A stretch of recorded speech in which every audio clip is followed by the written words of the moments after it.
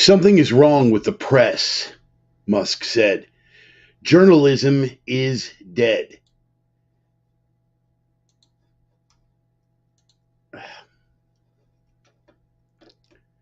Legacy media is from a time when, in order to learn news, you had to aggregate the news to some publication. You don't need that anymore. You have the internet. Anyone can learn on the internet. I can't think of a more true expression that's been postulated in recent years with regard to the legacy media. But in this bizarre act of denial, legacy media keeps doubling down on how perfectly okay it is. It's like some bizarre zombie patient suffering from a flesh eating airborne filovirus that continues to insist that everything is just fine, even as we watch it bleed out horribly in front of our own eyes. It is the darndest thing to witness. An example earlier this week, and hopefully some of you guys got a chance to take it in. And if you haven't, I recommend that you do. It was one of the best interviews that I have ever seen with Darth Cheeto himself at the hands of Joe Rogan. Joe Rogan and people like him are the heirs apparent to the legacy media. We're going to be discussing that more as the program goes on. But what struck me as odd wasn't so much the interview itself, but the predictable way in which the legacy media embraced it, or more to the point, rejected it. If one takes the time to sit down for the 3 hours, it was a clear-cut interview, two people having a clear conversation, but the media spun it in such a way that had Rogan calling out Trump, that had Trump blathering on like an idiot. Now, I watched the entire 3 hour interview. None of this was true, but we've seen the spin time and time again. They ridicule what they don't understand. They're so insulated in their thought bubble that they don't understand how they're losing control of the popular opinion. This is the same legacy media that insists that Joe Rogan is not a serious journalist, while all week long they ignored Israeli bombing of Lebanon, Israeli bombing of Iranian targets to pay attention to these two cackling whores stroking each other's egos. They don't understand how they're losing it, and they're reacting purely out of fear.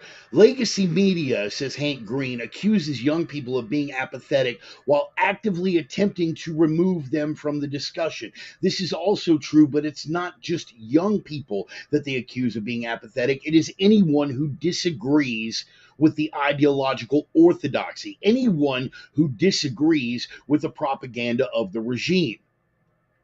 You'll accuse them of being apathetic, then you'll attempt to remove them from the discussion, and then you will actively rail on their disobedience.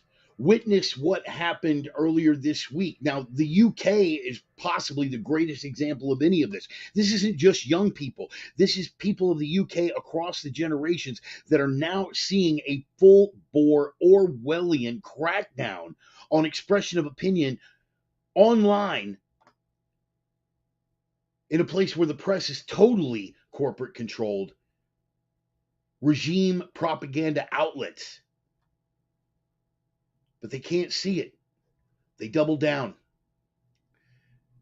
And what they are failing also to perceive is a cultural shift that is going on right now. Marshall McLuhan said that all media exist to invest our lives with artificial perceptions and arbitrary values. Now, here's where the legacy media runs afoul of the cultural shift, not only for failure to recognize it, but in those rare moments where they're compelled to recognize it, doubling down on what a terrible thing it is, a threat that must be extinguished. How can a legacy media that has for years pushed degeneracy, consumerism, function with the cultural shift that is very real and going on right in front of our eyes?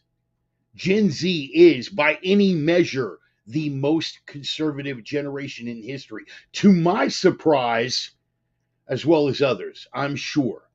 They are wholesale rejecting everything that the legacy media has been programmed to sell them, whether it is regime propaganda or naked consumerism. They are walking away in droves from the generations that have preceded them that got every bit of knowledge and wisdom from that glowing box. They are rejecting the values of hyper consumerism.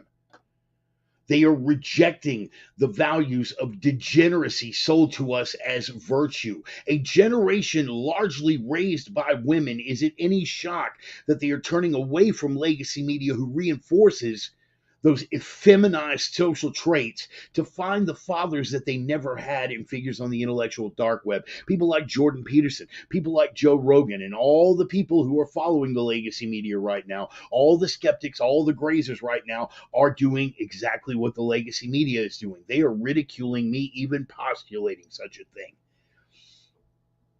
But if it was so clear cut and so obvious, then why would there be such a push to forcibly deplatform anyone who disagreed? You knew we weren't getting out without an Orwell quote. Freedom of the press, if it means anything at all, means the freedom to criticize and oppose. Now, if in fact the media at large were ever counterculture, were ever the ones to speak truth to power and truly oppose those in power, that season has passed and that ship has long ago sailed. Now their method is to sustain their own existence in the only way they can, by shutting down and deplatforming anyone who would disagree. That is why freedom of the press, freedom of speech, and freedom of expression was so important to the founders, and why it should be so important to us. This is a hill worth dying on. And I suggest that we knuckle up and get ready for that fight, because in the days to come, don't expect them to let up at all. If anything, you can expect them to redouble their efforts. And depending on how things go in November, they may have the full power of a hostile state behind them. Continue to speak truth, even if it means your death. At least you died well, and at least you died fighting. Knuckles up, people. We are going into the home stretch. The opinions expressed by the Reverend are his own and no one else's on the planet. Not friends, not foes, not supporters, not detractors, not sponsors, and I cannot stress this enough, certainly not employers. They have been adjudicated thought crime in all jurisdictions. Consider yourself warned. They are coming from the heart. They are guided by the mind. They are guaranteed to forcibly stretch open that unwilling maw and choke you with an all too necessary dose of the truth cock. Welcome back, boys and girls. It's time once again for the Sunday sermon. Gonna take that roll call and see which one of the usual suspects are already on board. We got a lot to cover today, man, and I hope I'm gonna do it justice. In the meantime, everybody in for the drum roll, please. Hard charging out of the starting gate, as we always come charging hard out of the starting gate, with the one and only Red Desert gun stomping rock and roll band. From the smoldering embers and crumbling ruins of the once great American city of Minneapolis, Minnesota. The name of the band is Red Desert. The name of the track is Older, No Wiser. Every week I get a little bit older. Every week you guys get to decide if I've gotten any wiser. Some weeks I do better than others, and I'll tell you the truth, I feel like that opener was a little disjointed. Don't feel like I'm really on, but I appreciate your patience and appreciate you guys being here. Roman on board early. Good to see you, brother. The original sinner sister herself, the divine Miss Emmy. Good to see you on board, sweetheart. The mighty, mighty Stone. And, you know, Emmy, Stone makes a good point. I'm praying for you, too. Your talents are wasted with people who do not appreciate them. And that is true both in your church pursuits and in your employment pursuits. God's got a plan for you, man, and it's going to come through. I firmly believe that. Brother Bill Wade, God bless you, man. Good to see you on board. Good stuff, man. Good stuff. We got all the usual suspects out here early. In fact, before I even started with the opener, Brother Joel from the Midwest, from the country where rivers used to catch on fire. Deacon Mark on the porch, no doubt. Ida is joining him out there to enjoy some adult sodas and possibly some smokable, imbibable materials of whatever sort you guys prefer. I'm certainly not judging, but I'm glad you're here, man. And of course, from upstairs, the top level, upstairs level of the Bart Bunker, Miss Charlie, who has been a comfort and a blessing. It's the whole adjustment process has been really, really cool, people. And I think a lot of you guys, not the least of which is myself, have been holding out a lot of hope for this for the past several years that we've been doing it, and it's coming together nicely. So you guys take solace in that because I certainly am. The Sultan of Sarcasm himself, Brother Joey, making it out. Glad to see you, man. Glad to see you. Let's see who else we got, man. I think we kind of covered all the usual suspects. Pretty good thing. Yes. Miss Charlie. Appreciate the acknowledgement, man. Appreciate the acknowledgement. RFK Jr. had his hand in rivers no longer catching on fire. It's weird how the press won't give him any credit about that. Well, Roman, it's interesting you bring that up because from back in the days when we were both way left of center, there was another certain person that did a book called Unsafe at Any Speed. Yeah, you know who we're talking about right there. And, there was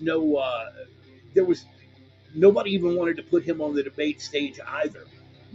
Anyone who is middle of the road, you know what I mean? And, we can have the debate about maybe sometimes it's not so good to be middle of the road, but it is always good to be outside of the box.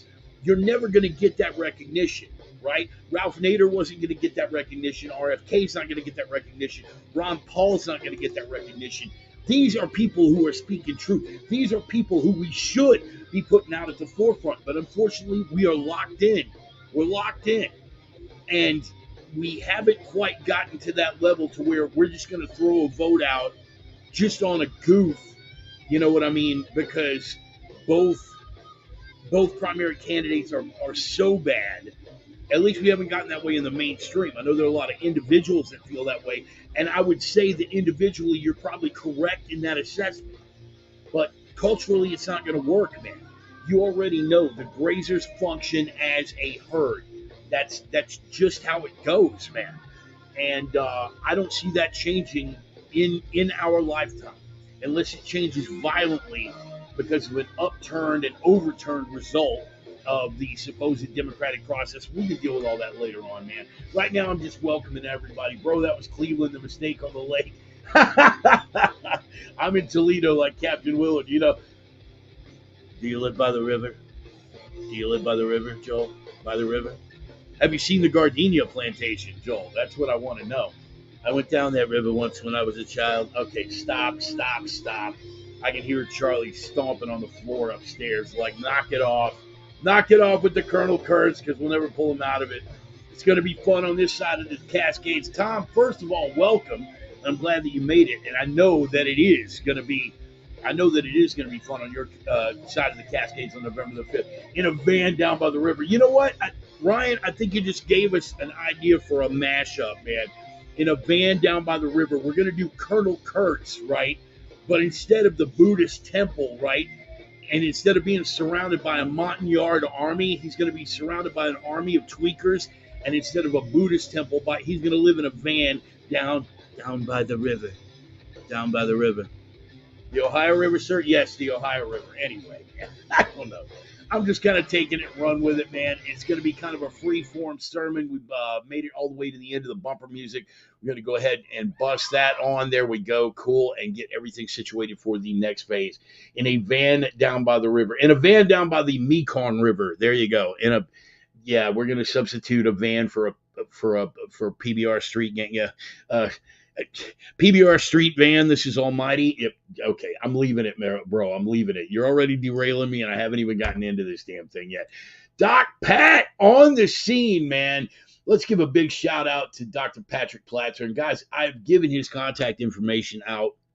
He has a chiropractic practice down in Houston, Texas. If you are looking for somebody who is going to tune you up and get you right, and he's not even a paid sponsor of the program, I'm giving him a shout out because he's my friend and because he's done wonders for me for years and years and years.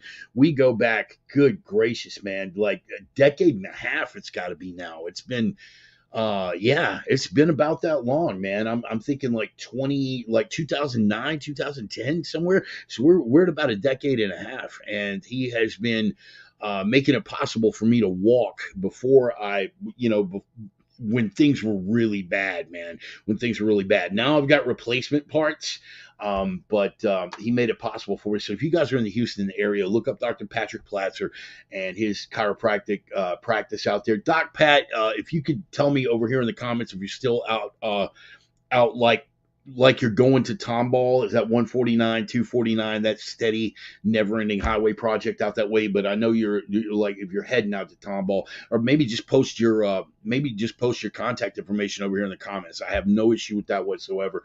But if you guys are in need of good chiropractic care, man, go see Dr. Patrick Platzer, and he's going to do a good job. What is that?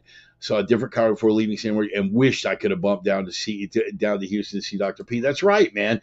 Charlie went with me to see Dr. Pat a couple of times, and it was a good thing all around. While we're here, let's go ahead and get the sponsor shout outs out of the way, man.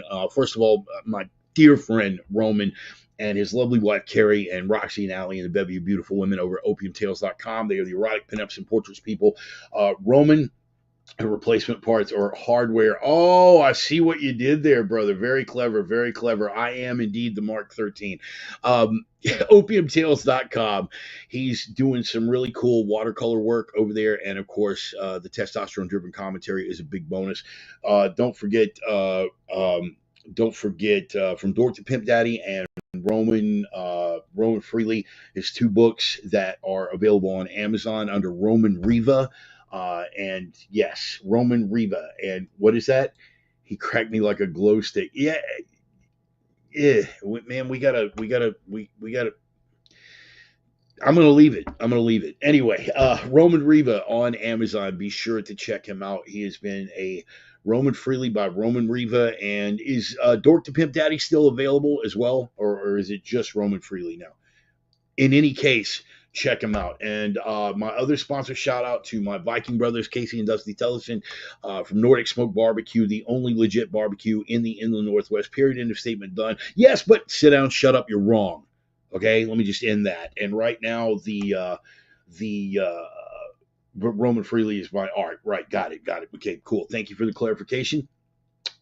The smoker truck, the Viking Longship smoker truck, is out there sailing the asphalt seas. They are doing catering gigs. And if you were in the Spokane area or anywhere in the Inland Northwest, I'm talking all the way out to Coeur d'Alene. I don't care if you're up in Bonner's Ferry, bro. I mean, even my bro Moses, you guys know Mo Baxter, right? You guys know Moses Baxter, my bro up in a remote location near Troy, Idaho, and that's all, or near Troy, Montana, rather. And that's all I'm going to say. He managed to come all the way down into the Spokane area for a holiday season to get himself a Christmas bird. And that took a lot because Troy, Montana is like out there. He's like in grizzly country, but he was exceedingly pleased with it.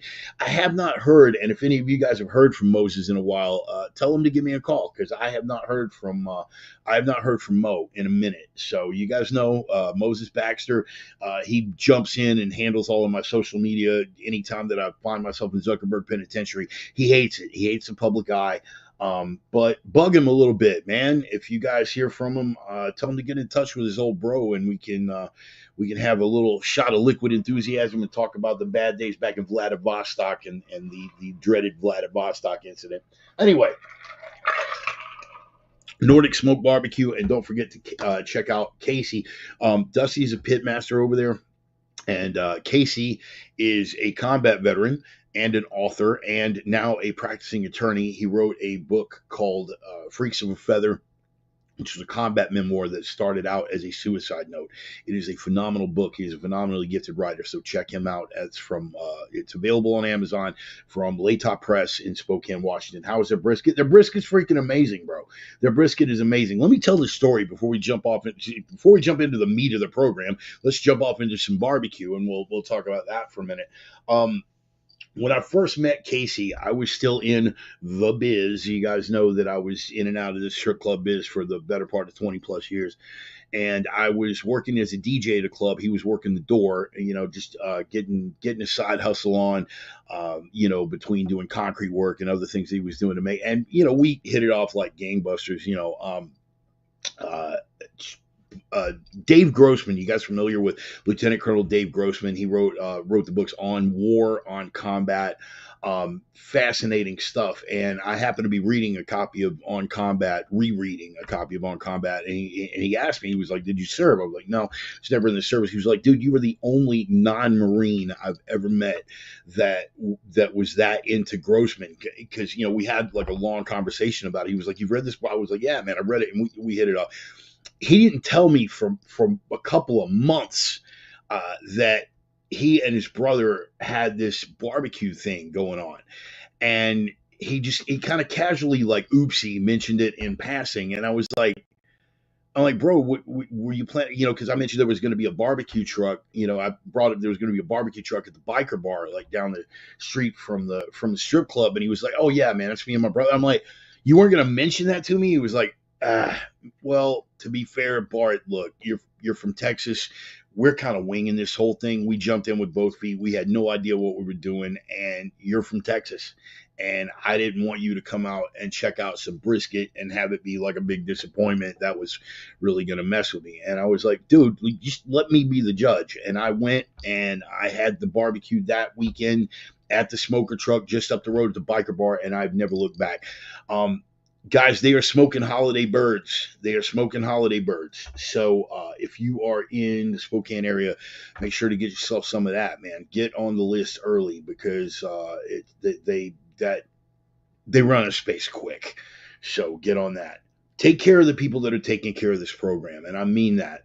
Whether you're going to buy Roman's books or some of his artwork, or whether you're going to buy some barbecue or buy one of the books from my Viking brothers, they are the ones that are taking care of me, man. They are the ones that make it that, and the generous offerings that some of you guys throw out every week are the guys that make it. Y'all are the ones that make it possible for me to do this.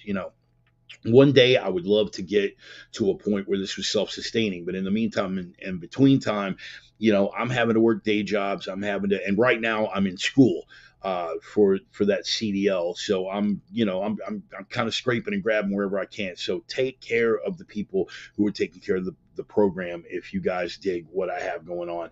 And of course, my favorite Frenchman, Brother Clem, glad you made it. And yeah, man, always a pleasure to have you on board. I cannot, man, I'm really looking forward to seeing you again, man. Provided we're still allowed free travel across state lines after the election, but we can talk about that.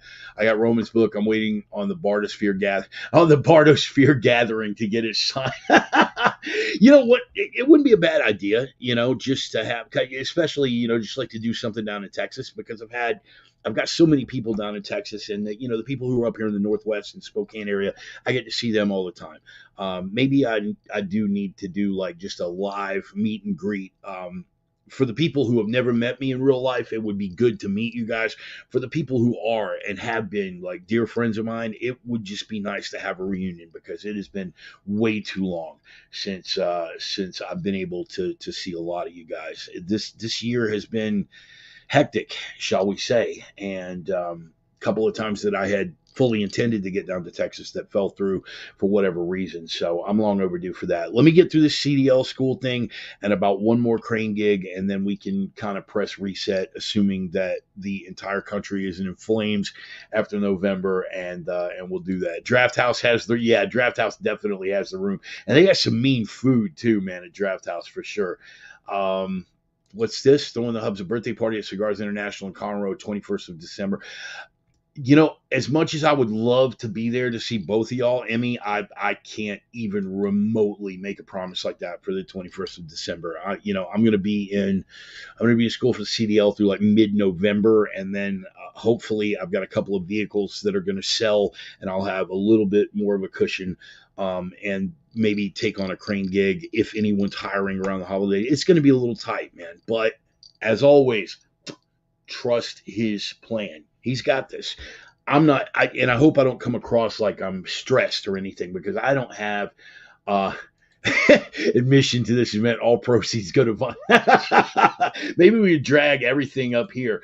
Clem, CDL is commercial driver's license, right? And it's required for long haul truckers and other people who drive like buses, limos, things like that. But it's also required in a lot of crane gigs. right? Particularly union jobs here in Washington. You guys already know I'm having to travel hither, thither, and yon. And I don't mind. I love seeing the country. I love being out there in it. I love getting to sample different parts of the country for a little while at a time. But if I want to get work close to home, it's all going to be union up here in Washington, and all of the I. Yes, brother, and I know, and I may be taking you up on that. I may be taking you up on that in late November. But anyway, they need that CDL. A lot of these companies run truck cranes, and you guys can Google truck cranes. What? Bill, I want to hear that story one day. I definitely want to hear that story. Um, but yeah, they need somebody to get it there. And we even had that problem when I was working for Flynn on that Facebook project over in Prineville. The boom truck that I was running for them over in Prineville, you can't run it on the freeway without a CDL. Now, once it's on the site, I can drive it around the site, all day and all night long, and it's not a problem. I can drive it around like when it's on site, but to transport it from Spokane to Prineville, Oregon, we had to get another guy from Flynn to drive the thing down there and drive the thing back, which is another reason why, Flynn's had a couple of jobs that I've had to pass on because of that. So I'm getting this CDL knocked out, and I have to thank the wife for that. She has seen fit that this is something that she wanted to commit to me knocking out, and so she said, "Look, you're doing it." And yeah, but I can't. No, you're doing it, and boom, and here we are. So on top of every other blessing that she has been, that's now another blessing that she's been a huge part of. And, she winds up benefiting from it in the long run because, I'll be closer to home more often. What's that? I call all the crane companies next to you and told them you have the proclivities of the gimp from Pulp Fiction. Yeah. Yeah, but the thing is, Ryan, all the crane companies up here already know that about me, or at least my reputation probably precedes me, and they're not trying to hear that he's a changed man since he came back to the faith. It's like, well, that's great that he's a changed man since he came back to the faith, but I still remember the circus story. So no, we're not going to hire that dude. And you guys that know the circus story, I'm just going to leave it. I'm going to let that alone. So what do you say we jump into this thing? We're about 27 minutes in, and I haven't done anything of substance yet. So let me go ahead and let me see if I can find this. We're going to click over to our segment, and you guys know it and you love it. We're talking about Ryan's Rabbit Hole. Yes, me. And the crowd goes wild. Thank you, folks. Yeah, Ryan's actually in the house tonight. So you guys give him some love. There we go. All right. Appreciate it. All right. Settle down. Got people. Settle down. Settle. Good to see you, man. Right on. All right. Sorry, man. It's tradition. You guys know about Ryan. Ryan he's been a dear friend of mine for decades. And that's decades, plural. We go way, way back to some darker and more unpleasant points in our young and bulletproof lives. But he was the guy that opened the door for me to jump in to the crane game. And he opened that door for me, and I jumped in with both feet, and it's been fantastic. And one of the first things we ever bonded over is that we are both repositories of useless information. We're those kind of jags that just, you don't want to play a game of Trivial Pursuit with, because we know a little something about everything, and what one of us doesn't, the other one will like fill in the gaps. It's like, don't ever try to play a game of Trivial Pursuit with the two of us. And when we have conversations, people are like watching a tennis match and they can't keep track of most of the stuff. So in any case, we bonded over that early, and Ryan's Rabbit Hole was a segment that we started doing when we were working together on the wind farm in Nebraska. And it just kind of started off as a one-off, and then I started getting questions about it, so we kept doing that. It became like a weekly thing, and now it's a popular segment. We do it every week, and basically the vibe of the rabbit hole is we take you off the beaten path. Some days it dovetails with what the sermon's talking about. Sometimes it doesn't. but it's a little something to shake you out of your conventional thought process. Maybe we'll go over a historical figure that you weren't familiar with, or we'll talk about an event that you might not have heard about, or some esoteric bit of minutia regarding secret societies and quantum physics and string theory, where Ryan really makes me work for it and takes me well out of my wheelhouse. This is one of the cool things about me and Ryan. When you look at guys like me and Ryan together, you don't, the first thing you look at, if you just look at us and we're like fresh out of the gym and we're all like blasted and tattooed and the first impulse is generally not, I bet those two are just monumental intellects. I bet they have like the deepest conversations on quantum physics and matters of religion and theology. This is not what you think of. The first thing you think of is hide your purse, lock your doors. But but that's why we work so well together. And every week, we take you a little off the beaten path with the rabbit hole. Some weeks it's historical, some weeks it's philosophical, some weeks it's conspiratorial. This week is going to be philosophical / religious. Your first search term is going to be Neoplatonism. Let me spell that for you. Neoplatonism, Neoplatonism. And we're also going to enter as search terms Stoicism versus Christianity, or Stoicism in relation to Christianity, or just do a comparison contrast, Stoicism and Christianity. You guys have heard me say this for a long time, that when I'm having difficulty adjusting to a particular thing that is going on in my life, or making peace with a certain something that is going on in the cultural zeitgeist, that's my college word. I got like 3 of those. That I try to keep it between the Stoics and the scriptures, right? Between the Stoics and the scriptures. Yeah, Ryan. Yeah. Oh, what? You thought I was going to trade that off for a horse? Come on, man. And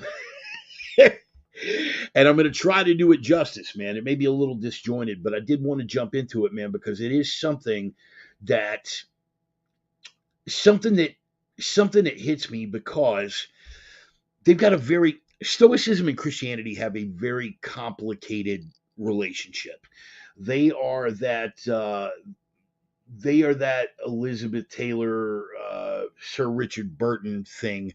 They're on again, off again. They are 100% intertwined. But yeah, thank you. Stoicism, most misused word in all of Twitter. They share a mutual history. They share a lot of common ground, and yet the two, if you were to ask them, if they were individuals and you were to ask them, they would swear up and down how they are not related, and one of them has nothing to do with the other. And this couldn't be further from the truth, both ideologically and historically.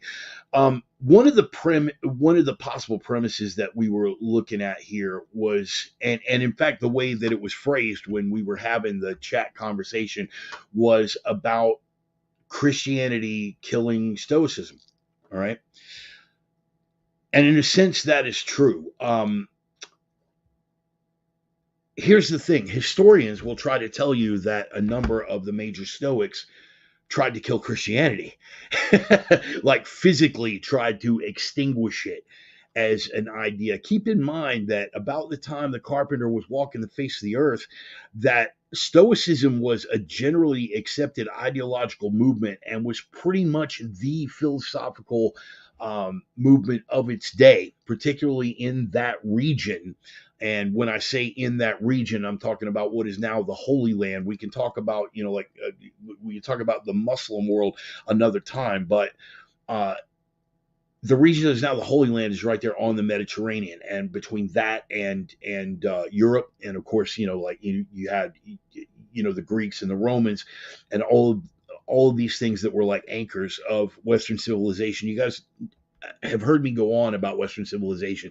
The ideological anchor, the spiritual anchor of Western civilization has been Catholicism, Christianity, right? When I say spiritual anchor. However, there's important distinctions to be drawn. The ideological root of it is firmly planted in Stoicism, and you should have some kind of basis in both if you truly wish to understand both the past of the West and the future.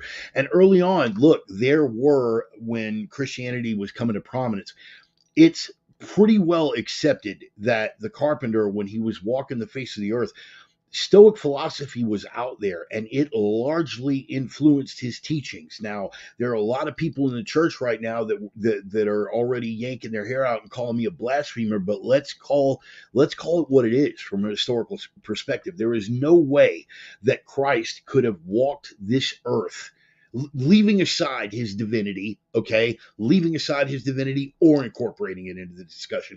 There is no way that Christ, the man, could have walked the planet at that time, being a philosopher, being a scholar, being a teacher, as well as a carpenter slash stonemason, and not have been influenced by Stoic thought. But again, modern day Christians will say, God, no, that's no, that's it. It's as silly as the argument that people tried to make that Kalashnikov, and here's another blasphemy I'm going to step on, that Kalashnikov didn't borrow design ideas from the Sturmgewehr 44 when he was putting together the AK-47. Oh no, he didn't even know about the Sturmgewehr, right? Saying Kalashnikov was unaware and not influenced by the Sturmgewehr 44 is basically the weapons grade equivalent of trying to say that Christ was walking the earth and was unaware and not influenced by Stoic thought. Sorry, no, not working. However, once it took on the mantle of religion, particularly under Catholicism, and once Catholicism became emblematic of the Roman Empire, the Roman Catholic Church, and started to spread that way, those same thoughts, the Stoic influence on Christian thought was there, right?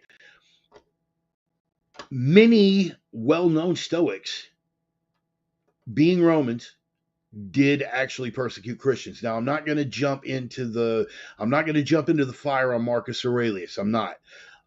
You could make a case, and some people have, that he was secretly persecuting Christians, and plenty of people would also argue that he saw the commonalities in thought, and rather than take it as a threat to the Stoic philosophy, that he embraced it and was protective of the early Christian church. You guys can have that argument. Rusticus, on the other hand, that one's kind of indisputable, because he was responsible for the execution of an early Christian named Justin. What's his last name? Starts with an M. Oh yeah, you guys will like this.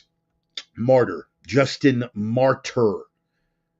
Yeah, one of the early Christians. And Rusticus, who was a famous Stoic, ordered his execution. Hence the word martyrdom. And that backfired, as one would expect, if we're talking about martyrdom. In any case, early Stoics may or may not have tried to kill Christians, let alone Christianity. But ultimately, Christianity wound up killing Stoicism. Not in a killed beyond hope of resurrection kind of way. Oh, see what I did there? But once Stoicism became the state religion, we're talking like 3rd, 4th century stuff, or once rather Christianity became the state religion around the 3rd or 4th century, essentially a whole lot of things, and if it wasn't killed then, it certainly has been killed by modern Christianity. And this was the gestalt. You're welcome, Charlie. This was the gestalt of the conversation that Ryan and I were having about it, that Christianity has killed Stoicism, or killed that part of itself that is Stoicism, and needs to get it back. What am I talking about?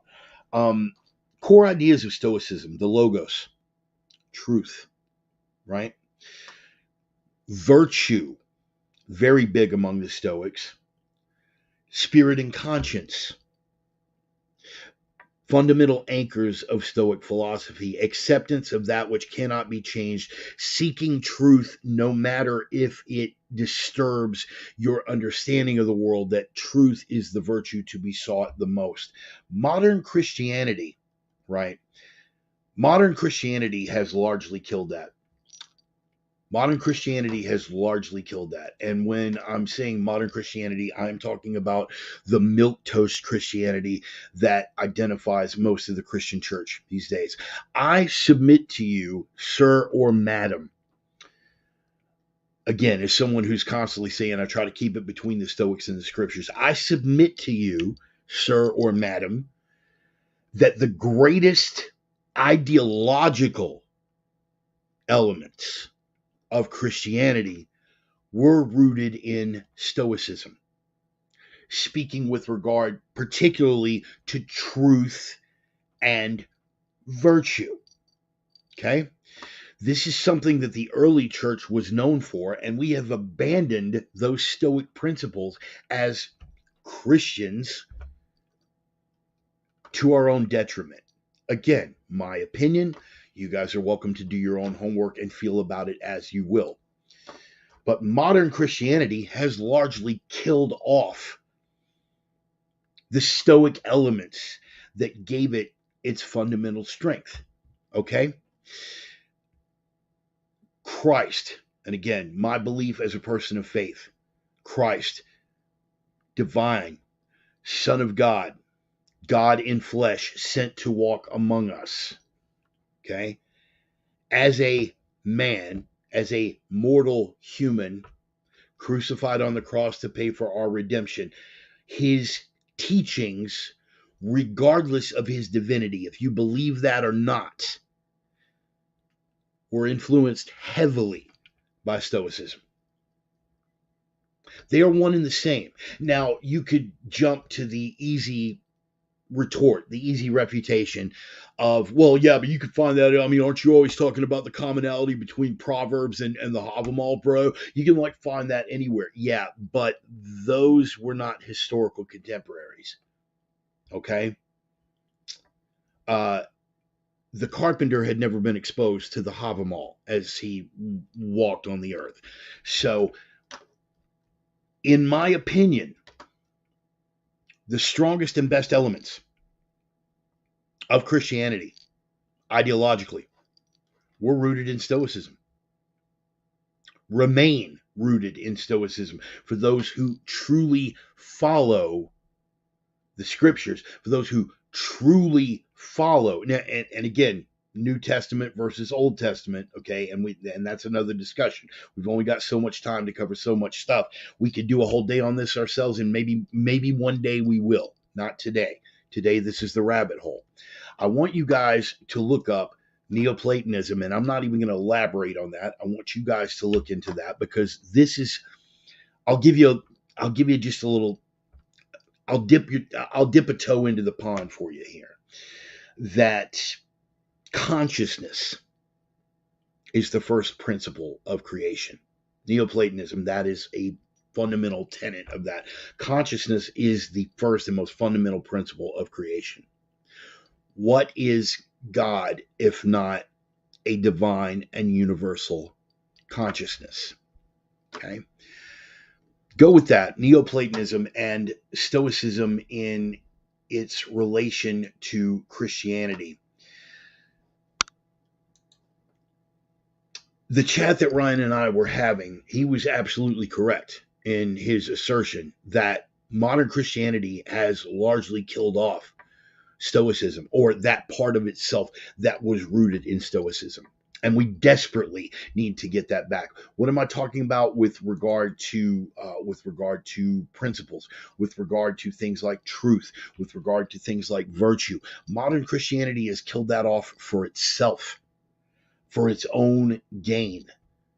Truth has become relative to the modern church. Truth has become relative. Virtue is in the eye of the beholder now. And victimhood is now elevated to virtue with modern Christians in the same way that it is with modern Western thought.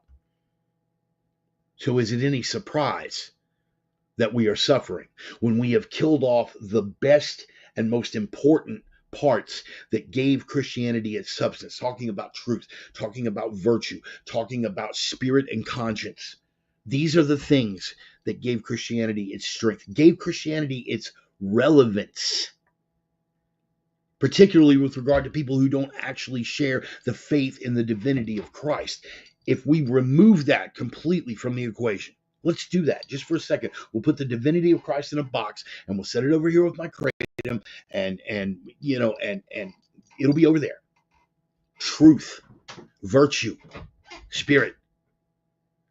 These things matter. We have killed off those elements. The modern church has disregarded those elements. Truth, relative. Virtue, relative. There are no hard principles anymore. Suffering isn't, there's no redemption through suffering. Virtue, who's to say what is virtue? So yes, to your assertion, Ryan, that Christianity has killed its stoic elements and that we desperately need to get it back, completely agreed. Absolutely and without equivocation. They've killed it off. And as a result, not only has the church suffered,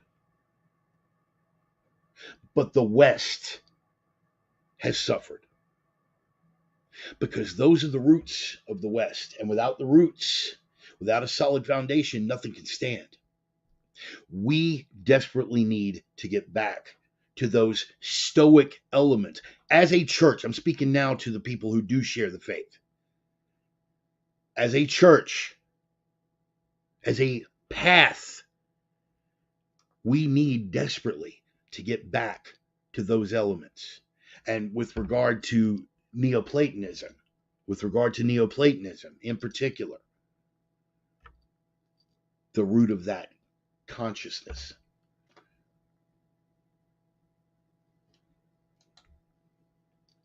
Do you think you can look at the Old versus New Testament can be a definite point of Stoicism, Old, and meekness versus New Testament? Yes, and you and I will have that conversation to elaborate on the point that I feel like you're trying to make, and I hope that I'm understanding you correctly. Yeah, it would be like breaking down the difference between that Old Testament, I'm going to scorch 2 cities off the face of the earth, God, right?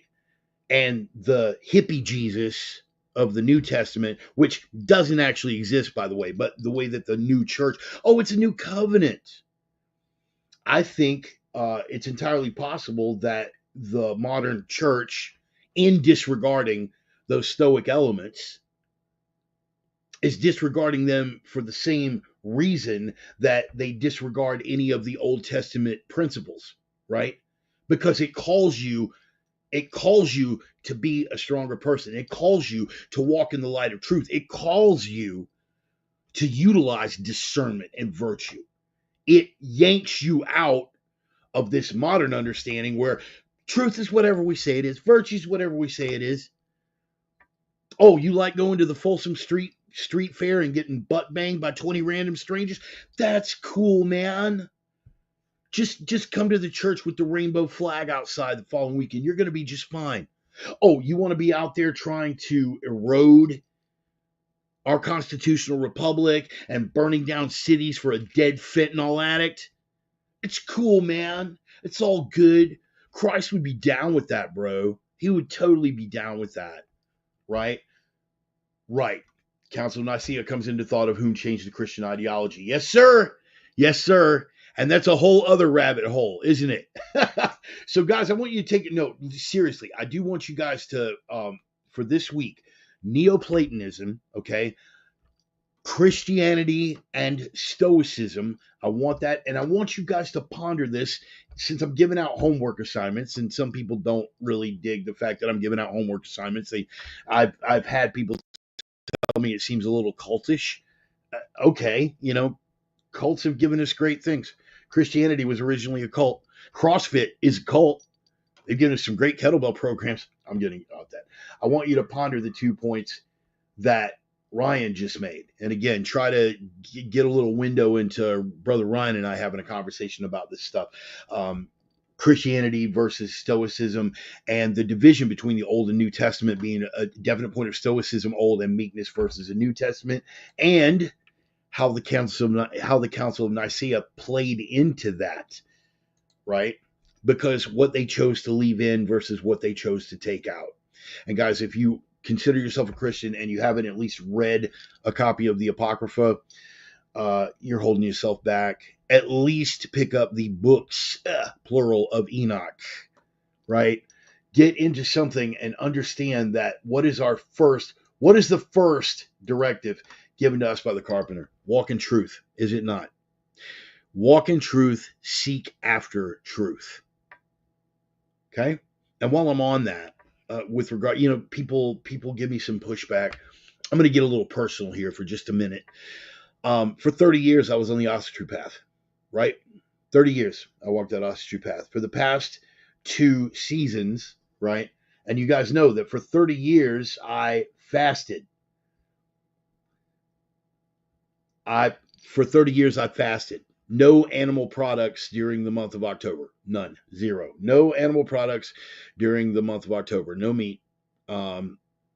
People joked that it was my pagan Ramadan and whatever. If we're seeking after truth, do we disregard something just because it is outside of our stated ideology? Are the 9 noble virtues, and I'm having this discussion with some friends of the faith. I have largely not shunned. There's a lot less obvious symbolism present in my house with regard to Asatru. I've still got copies of the Havamal. I've still got this thing, that thing, this poster, that tapestry, whatever. If we are truly to seek truth, how are the 9 noble virtues, just because they are a tenet of Asatru and not Christianity, how are the 9 noble virtues any less divinely inspired? And again, there are a lot of people who will take issue with that, and I'm willing to have that discussion with any of them. Truth above all. Walk in the light of truth. If that truth happens to come from outside a source that you find like, okay, what? So we can only listen to theologists. We can only listen to historians that share a biblical worldview. I'm to take my geographic and climatology from flat Earth people. Seek truth, man. Seek truth.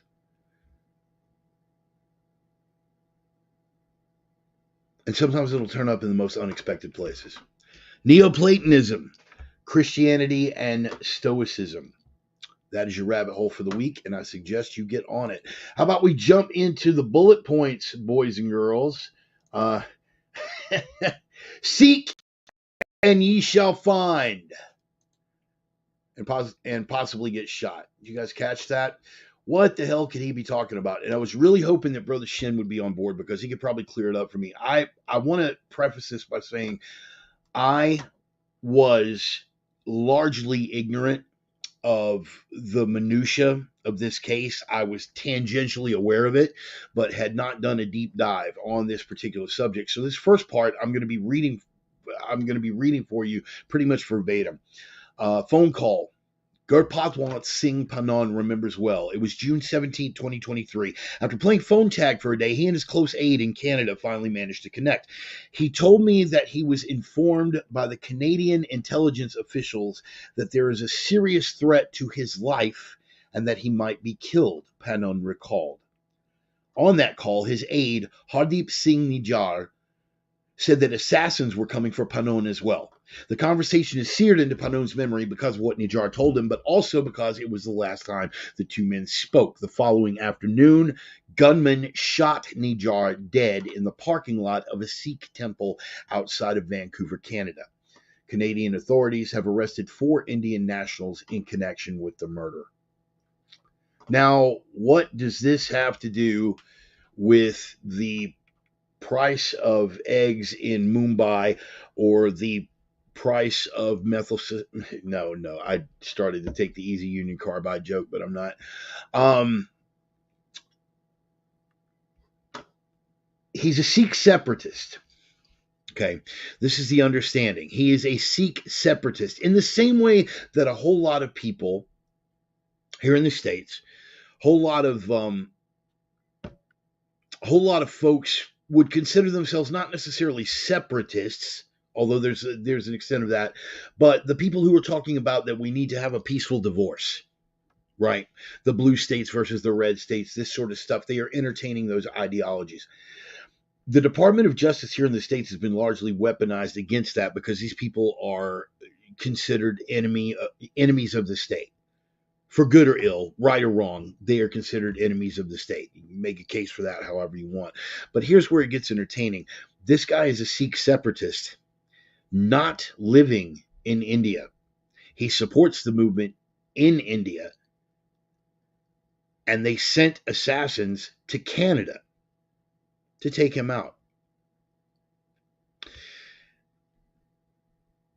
You can't imagine how many cans of worms this possibly opens.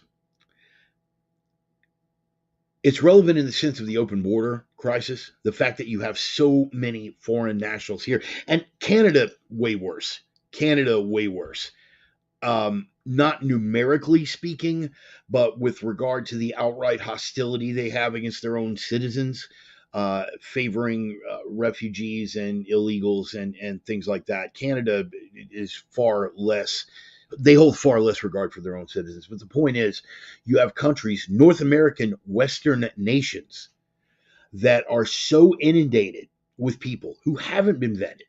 We don't know who the hell they are. We don't know where the hell they're coming from. But they are influencing politics in their own countries.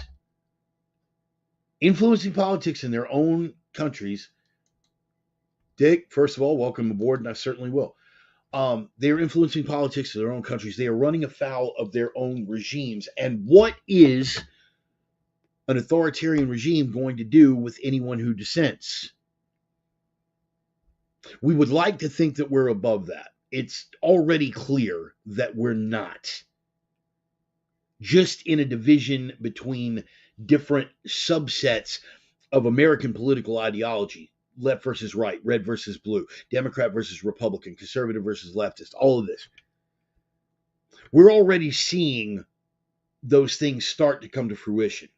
The weaponization of the Justice Department under Merrick Garland, right? There is no rational, thinking, informed human being who can look at the way that the Department of Justice has been used against enemies of the regime, enemies of the state, and not say that that is anything but selective weaponization against political opponents. You can lie to yourself. Don't bother lying to me and waste your breath and my time. Thinking people can see it for what it is. And I would actually respect them more if they would just come clean about it. But point being,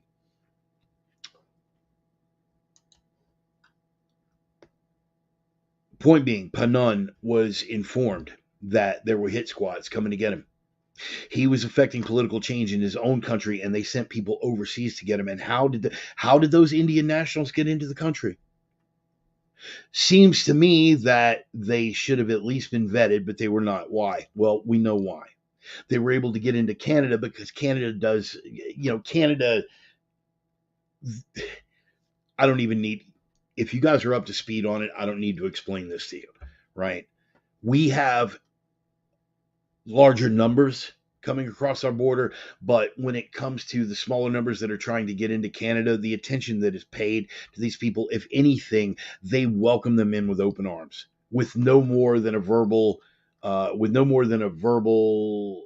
affirmation. Yeah, man, I love Canada. I love the West. I'm here to do good things. I'm certainly not a criminal that's going to take out a guy who's shaking things up politically back in my country. And I'm certainly not a multiple murderer or a serial rapist. I mean, I'm going to be fine here, bro. Canada will let them right in. They don't have to deal with that at the U.S. border because they just walk across and nobody asks them anything. Hopefully that's going to be changing in November, but I digress. Foreign problems become domestic problems. In an environment like this, in a paradigm like this, foreign problems become domestic problems. We have how many Chinese single military age males that have come across that border? You understand that for several months this year, in border sectors in Arizona all the way through California that they were intercepting more Chinese illegals than Mexicans. This went on for months. Single military age males. And we already know about the police stations in New York City and in Houston and in several other major U.S. metropolitan areas. The Chinese have state CCP police operating stations openly here in America. Why? To respond to Chinese dissidents.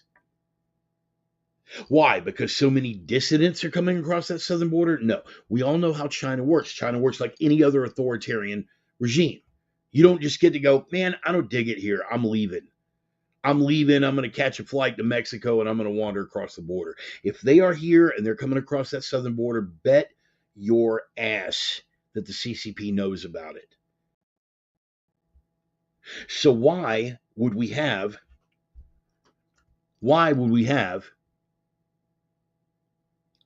those police stations, those CCP, those Chinese national police stations? They are to keep an eye on the real dissidents. They are to keep an eye on the real ones who are going to call the Chinese Communist Party what it is and control them because they are meddling in domestic affairs from a foreign country in the same way that Panun was meddling in domestic affairs from a foreign country. There are hit squads. It is not unrealistic to believe that there are hit squads and sleeper cells to deal with these contingencies here in the United States. So yes, this is relevant. All of this is relevant, particularly when one examines that there is a not unrealistic possibility that our own leadership in the United States has been compromised to foreign powers. But even leaving that aside, the fact that one particular political structure, one particular political faction has seized the mantle of power and is weaponizing the Department of Justice against its own enemies. Is it so unrealistic to think that they would just take it to the next logical step? That if these sleeper cells become activated, we find out who's really working for who.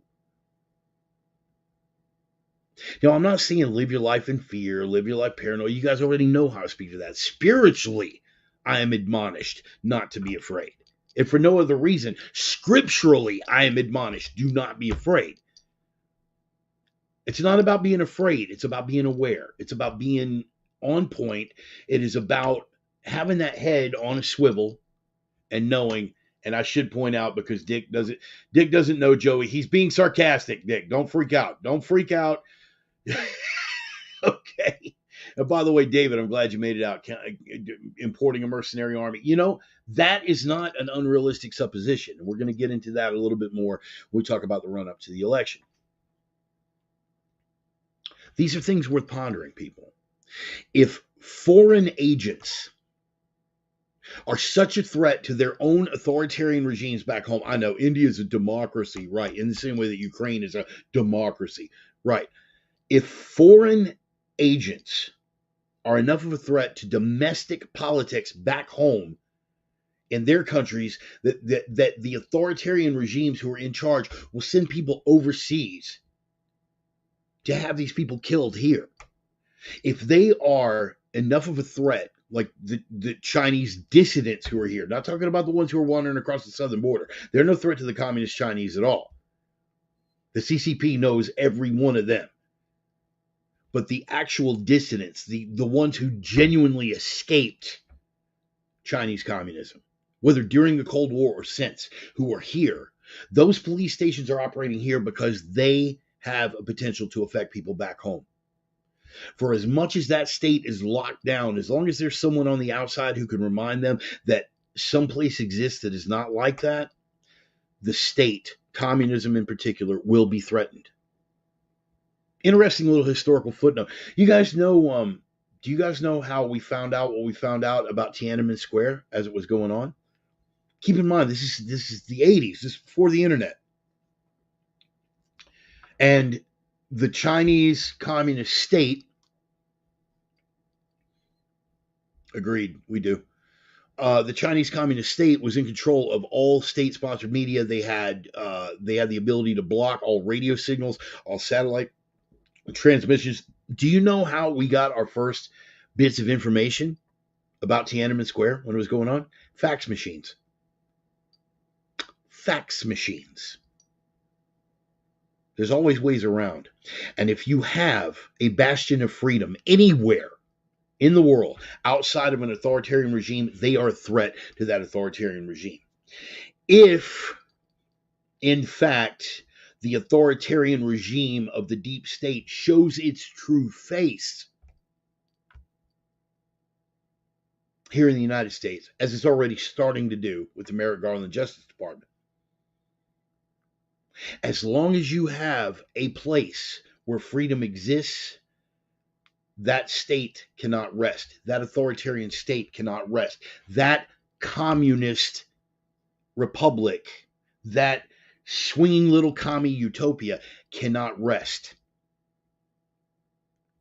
So it's no wonder that they're trying to put the push on to shut it down. So, are borders important? If those open borders and the freedoms that we hold in the United States are important enough to authoritarian regimes on the other side of the world, that they are banking on that as a final fallback plan to suppress dissidents, to suppress dissent, then bet your ass that we need to be concerned about it. Something we're taking into account. I am not exaggerating. I am not being hyperbolic in the least, particularly going into November. Particularly, remember the 5th of November. Let's talk about Planet Joe. Planet Joe Rogan and the death of legacy media. We covered a lot about that in the opener, right? I don't really need to belabor the point. You guys get it. I'm not changing any minds that aren't already on the same page. And I'm not telling any of the true believers what they don't already know with regard to that. The legacy media is dying. How does that feed into the previous? Right. Thank you. Right. Thank you. How does that feed into the previous bullet point? Well, how do authoritarian regimes function? It doesn't have to be a war of people control until you have lost the war for information control. And hubris and arrogance, pride for those who share the faith, that original sin that got Lucifer cast from heaven, saw him fall to earth like lightning, is the undoing of dictatorship after dictatorship. Authoritarian regimes fall often under their own weight, but more often because of pride and hubris. They don't think that anything can mess with them, because once you have unquestioned control, there's no need to re-examine yourself. The regime, the deep state, the guys that love to call themselves the resistance, bro. We're speaking truth to power, bro. Power to the people, bro. Meanwhile, they control every cultural touchstone, from media to entertainment to academia. They control everything. Corporate politics controls everything. Biden using the military against civilians over election. Correlation to... Yes, exactly, brother. Exactly. That is the whole thing. We can already see it taking shape. There was an authorization that literally just passed within the last 2 weeks about using the military against United States civilians. We're going to cover that in the next bullet point about the enforcers for becoming the enemies of. But I want to talk about this, about the death of legacy media. As I went over in the opener, they continue along. They are completely oblivious. The lack of self-awareness is just jaw-dropping. I watch these people, and they have it for so long. You know, Biden, one thing that somebody said about Joe Biden that I felt like was accurate, right? And this is tangentially related, is one of the reasons why he constantly throws out that same story that we all know is BS, and and even the media shot it down like 8 or 9 times. I went to see Mandela in prison. I got in a fight with Corn Pop, and all this. I was a truck driver. I rode the Amtrak train every day. Like all these different stories that got, and he keeps saying them. Why? Is because he is the product of another time. Back in the day, we didn't have fact checkers. We didn't have the internet. We didn't have, hey man, I can go to my phone and go, is that true? And find out in 9 seconds that it was BS. He's a product of another time. So he's going to keep spewing these things because the time and the culture that he comes from, politicians could just throw out a lie like that and nobody would ever check them. And if they did, it'd be one or two guys on a conspiracy BBS in the days before internet, or somebody putting out a conspiracy fanzine. Google it, kids. It's a fascinating thing. You get away with it. Nobody would ever check you. The legacy media is exactly the same. They were responsible for creating that culture. They were at the heart of it, and they don't realize that the entire world has changed around them while they weren't looking. It's like somebody who, it's like someone who spends 20 years in a drug addiction or 20 years in a penitentiary. They are frozen in place, right? Like I think it was Johansson.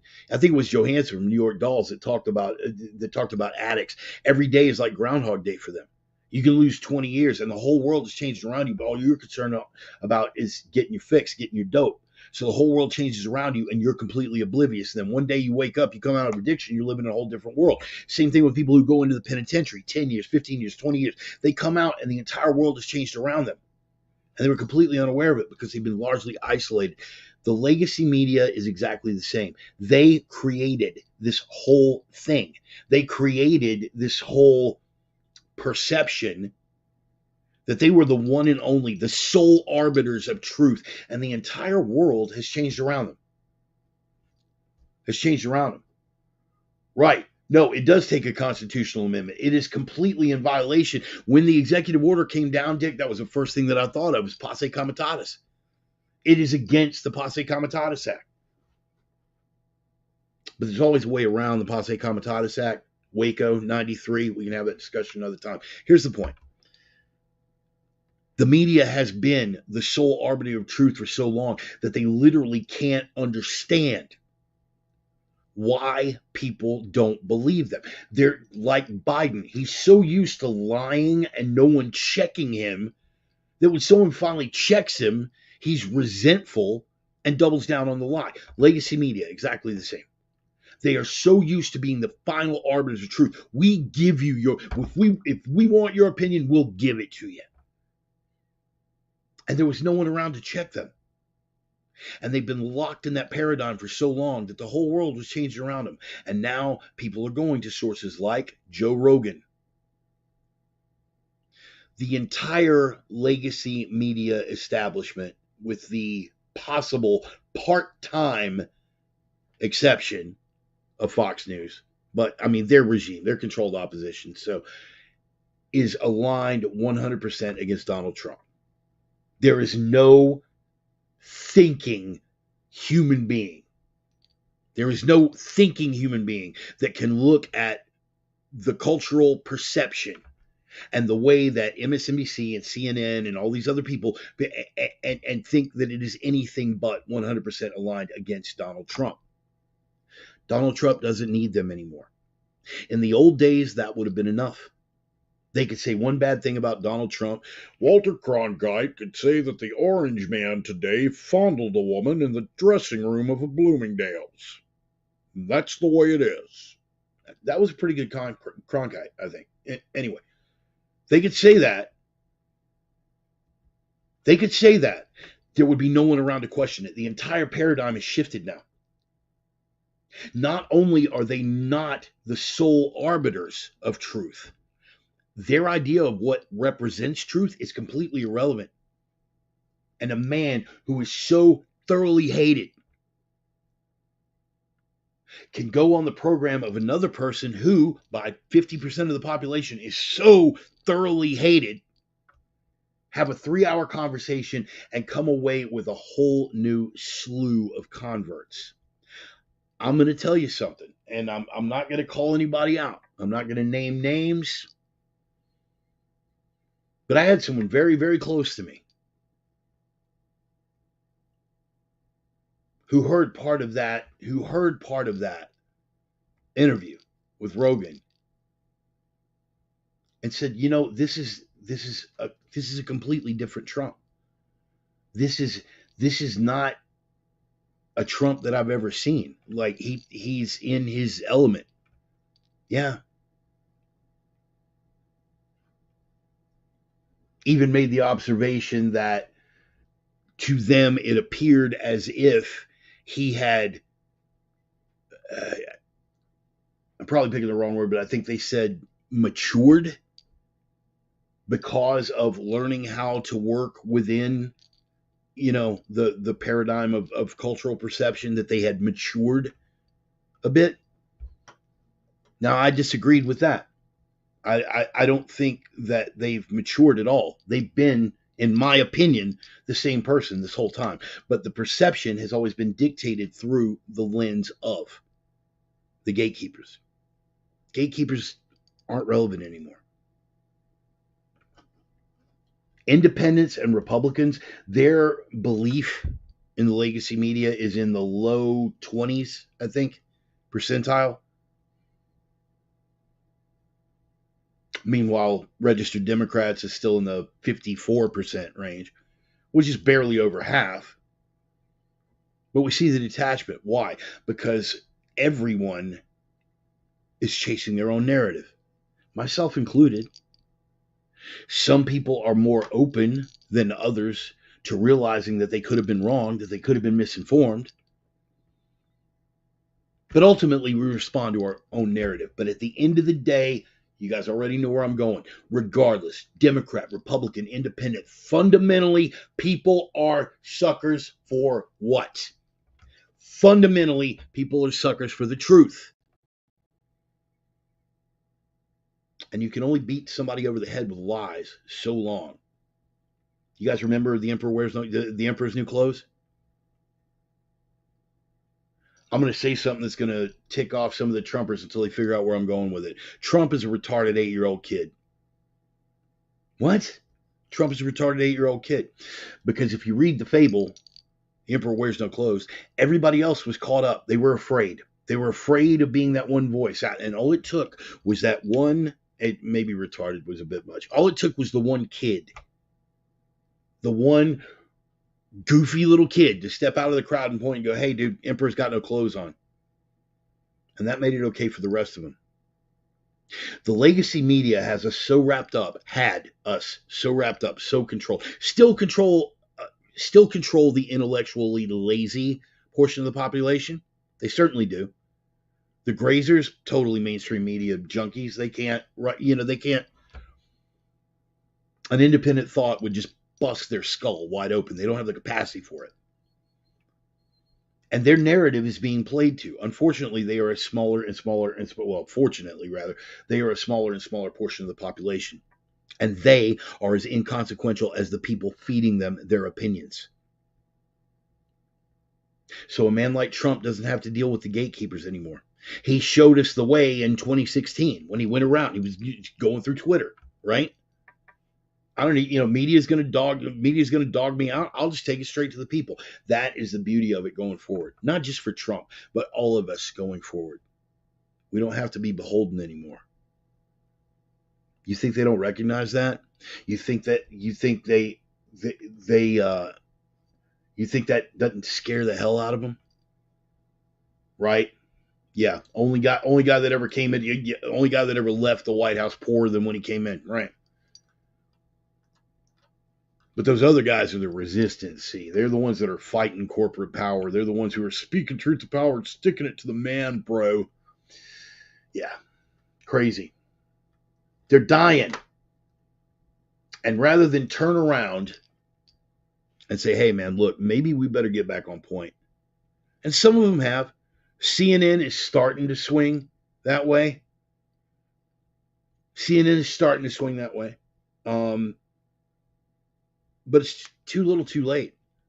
It's too little too late. Getting back on point once you've lost people's trust it's a fool's errand. It's done. They know it. So now the only hope that they have, being propaganda ministers for the regime, is to hope that that regime stays in power, because it is literally the only thing that will give them relevance.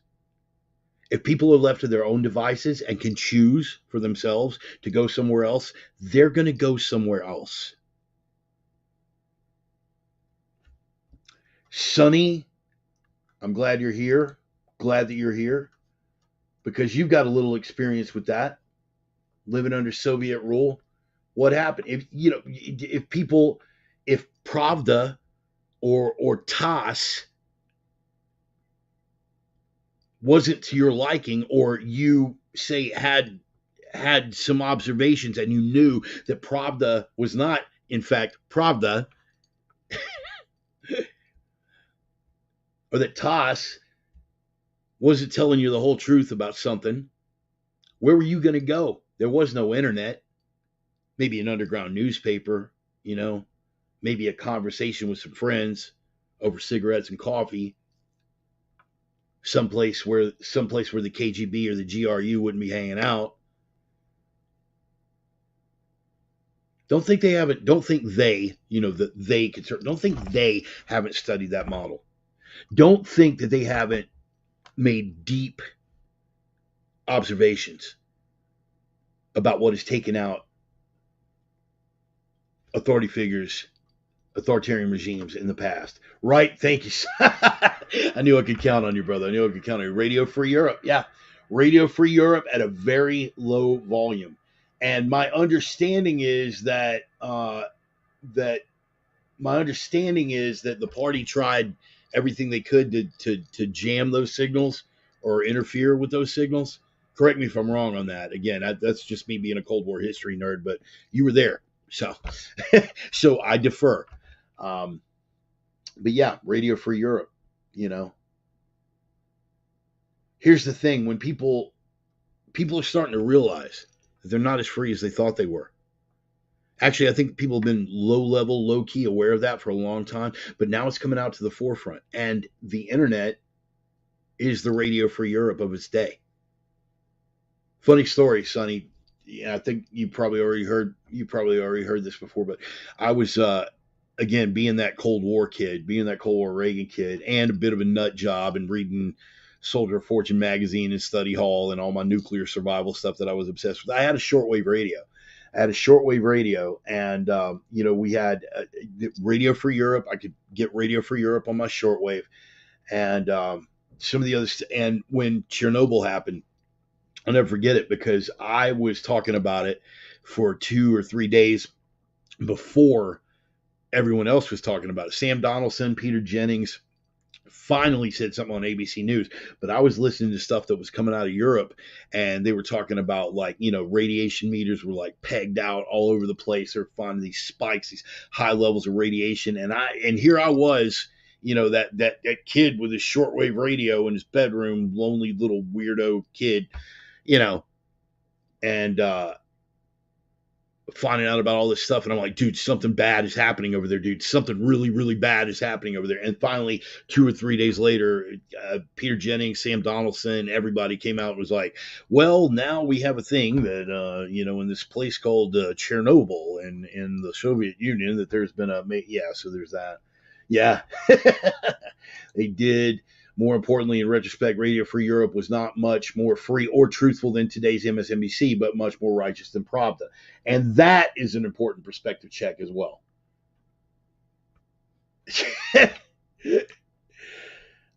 Sonny, don't worry about Dick. He does that. He does that. He likes to get a rise out of folks. He's a good guy, actually. Combat vet. He's a cool guy. He just likes to take the jabs.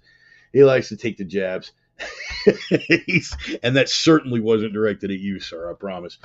Anyway, where the hell was I? Yes, with regard to that bullet point, the death of the legacy media, man, it's dead. It's dead. The only thing that is going to resurrect it at this point and give it relevance is the regime that it seeks to protect. And it is pulling out all the stops.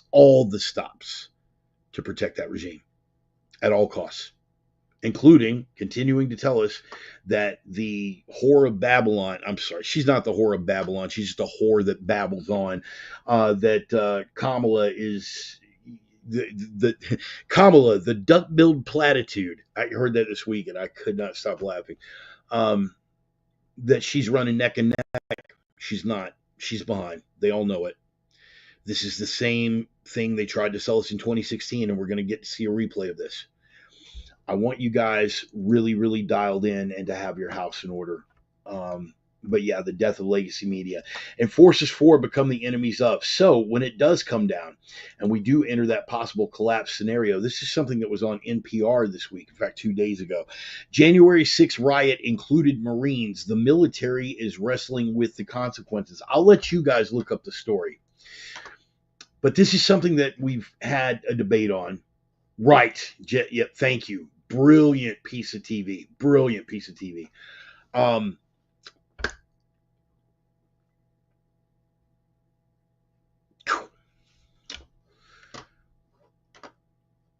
The enforcers. You've heard me say time and time again, and of course, there are any number of people here, including Joey, the Sultan of Sarcasm, who will disagree with this assessment. Historically, I'm not seeing how it's going to roll this time because we're in uncharted territory here. Historically, when authoritarian regimes start to fall, when there are those periods of upheaval, the police side with the state, the military sides with the people. So riddle me this: why would NPR be doing a story about the Marines that participated in the January 6th insurrection? They're having a bit of difficulty. To me, I think this reinforces the point that I'm trying to make. Marines in particular. It's a little nod to the USMC guys out there, Semper Fi, do or die. They're oaths to the Constitution. So what happens when we find ourselves in a situation where obedience to the Constitution means defiance of the existing order? Do you think it's any coincidence that they've gotten rid of so many generals, that the only generals that remain are loyalists like Milley, who's way too comfortable with the communist Chinese? Do you think that's a coincidence? Do you think getting rid of generals like Mike Flynn is a coincidence? They know where we're headed. This regime will stop at nothing to protect its own interests. And they're just as aware as the rest of us historically how that breaks. The NPR story basically said that the Marines, their assertion is that the Marines have an extremism problem, that they need to go into the ranks, and that all branches of the military need to go into the ranks and purge soldiers who are not loyalists to the regime, not the Constitution, but the regime. Is this the first time we've heard this? Come on, guys. Returning veterans back in the Obama administration. You guys remember Janet Napolitano, Department of Homeland Security, all those memos that radicalized U.S. veterans were the ones that were the new domestic threat? Why? Because the military will break on the side of the Constitution and therefore on the side of the people. The police, give or take. Sheriff's departments, I think there are a lot of constitutional sheriff's departments, including the one that we have here in Spokane County, that are going to break for the people. Metropolitan police departments, you can bet your ass there will be officers that walk off the force that say, you know what, screw this, it's all going tits up, I'm out of here, I'm going to go take care of my family, and they're going to leave their badge at the door. But the ones who stay active within the force are going to break on the side of the regime. A lot of them are going to walk off, but the ones who remain will break on the side of the regime, in these blue cities especially. Because the blue cities, just like the military, have done everything they could to recruit and pull people who are going to be loyal to the crown. You understand how this works. When you have a phenomenon like what we're having right now. None of the branches of the military can meet their recruiting goals. Why? Because the people who typically had that pride in nation and everything that this country once upon a time represented, where were they coming from? Who were they? Let's get dirty here. Southern white boys and Southern brothers. The brothers, because they had very few economic options, so it was a de facto economic draft. Just calling it what it is. You guys do your own homework. Fact check me on this, please. I insist. But it was Southern white boys that made up the ranks of the United States military.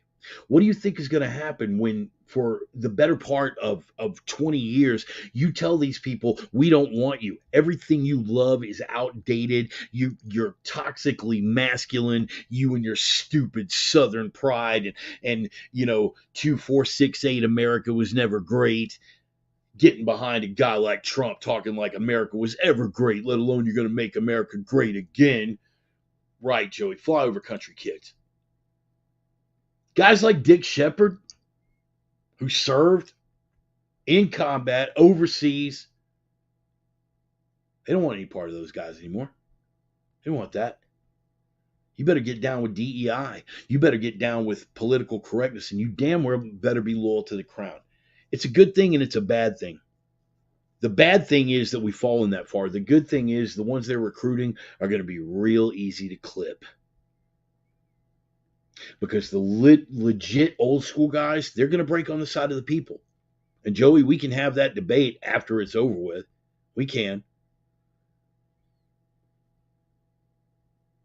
But the biggest part of the old school, legit fighting men are going to break on the side of the people. Police departments, different ballgame altogether. But the bullet point was, when the enforcers for become the enemies of, where does the state go now? They've done their best to purge people who wouldn't be loyal to the crown. Generals and officers in particular who wouldn't be loyal to the crown. And they've done their best to shut off recruiting for anyone who might entertain ideologies that wouldn't be friendly to the crown. And it's cost them. The fact that you have active duty military showing up at a I can't even say the I word with a straight face, showing up at the world's first unarmed insurrection, should let you know. Sonny, you know from being around the fall of the Soviet Union, what happened? Yeltsin gave orders to those soldiers in front of the Kremlin to fire on their own countrymen. And what did they do? They refused. Don't know how it'll break for this one. But we need to take a look at that awkward historical position that we're in, because now the people who are the most fervent enemies of the regime, the most fervent and potentially problematic enemies of the state, because of their skill sets, because of their training, because of their skill and their belief in country and constitution over crown. The ones who are the biggest threat to the regime are the very people that the regime is going to have to count on to enforce their will. So when you guys get all black-pilled, our best days are behind us, man, there's no pulling out of this, man, we can't come back, it's too late, I'm going to remind you of that. I haven't given up hope yet, and I implore you to follow that lead and do the same. Hang on to it. We're going to win this thing. We are in the home stretch before the election, guys, and these are things that we need to think about. Just a quick Google search, pulling up. Well, this is worthwhile. The voter fraud that doesn't exist. Oh, look, thousands of fraudulent voter registration forms in a Pennsylvania county. Pennsylvania County halts hundreds of potentially fraudulent voter registrations. Lancaster County, Pennsylvania, right? And that Virginia said that we are going to take all of the people. Right. Okay, yeah. For those of you guys who just want to say, forget it and let's get it on, right? Forget it, let's get it on. Go ahead and vote for K, man. Vote for K. I'm with that. I'm totally with it. If you want to just speed the plow and let's get it on, go ahead and vote for Kamala. Lancaster County, Pennsylvania, thousands are showing up. And you know Pennsylvania is a swing state. We all saw what happened in the light of day in Pennsylvania in 2020, and they're looking to do it all over again, but they got busted. And even the legacy media couldn't cover for them. The state of Virginia said, "Look, if you can't prove you're a citizen, you're not getting to vote." The Department of Justice, ponder this for a second. The state said, if you're not a citizen, you can't vote, and pulled the names off of the voter rolls of people who, by their own declaration on paper, were not citizens. These are people who signed their name to a document that said they were not citizens. The state of Virginia said, we're going to pull you from the voter rolls. And what did the Department of Justice do? Sued the state of Virginia to put them back on. And you're going to tell me with a straight face that this isn't a thing? You're going to tell me with a straight face that, oh, no, it's totally on the ups and nobody's trying to steal the election. They said that from 2020. They will continue to say it until Trump wins this election, at which point it was all electoral fraud and Russian interference and every other thing. There's no discussion to be had with these people. The time has come, boys and girls, to completely disengage. We need to be looking out for ourselves. We need to be looking out for each other. I am scripturally admonished to pray for my enemies, to pray for those who persecute me. And I do. I do. A lot of you guys who have known me for a number of years are going, I don't believe that for a second. And you know what? I totally get it. I totally get it. But I do. I pray for these people. I pray that their eyes be opened. I pray that they are right with God, because when they move forward with what they intend, a whole lot of them are going to get to meet him. I'm going to give you just some pointers, and it's nothing that I haven't already elaborated on with regard to things that I posted about. I hope that you have your house squared away right now. Okay. Let me tell you what I believe and what I think could happen and what I think will happen. It could go totally sideways. I have no predictions about how the election is going to turn out. If you were asking me my supposition, I'm making no predictions here, but the way I feel it is going to play out, Trump is going to win the electoral vote. And I think there is a very good chance that he is going to win the popular vote as well. He's going to win the electoral vote by a margin. He is going to win the popular vote by a slim, razor-thin margin. Okay? This is what I think is going to happen. Yeah, California did make it a law. In fact, there was a viral video that circulated where a guy walked up to try to vote, and he volunteered his ID, and the people acted like they were vampires, and the dude had just pulled out a crucifix. He was like, "Hey, let me just show you my ID." "Oh, no, sir, we don't need that. We don't need that." All of a sudden you got Sutherland at the end of Body Snatchers, man. Just,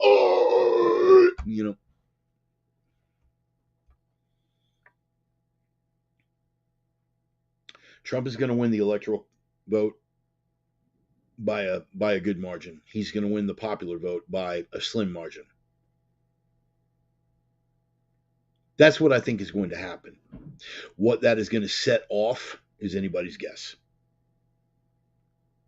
And I got to give it up. I got to give it up to Jake here. I got to give it up to Jake. Full mea culpa, because you guys know that when I'm wrong, I have to own it. It's a matter of integrity for me. Jake was a supporter of Donald Trump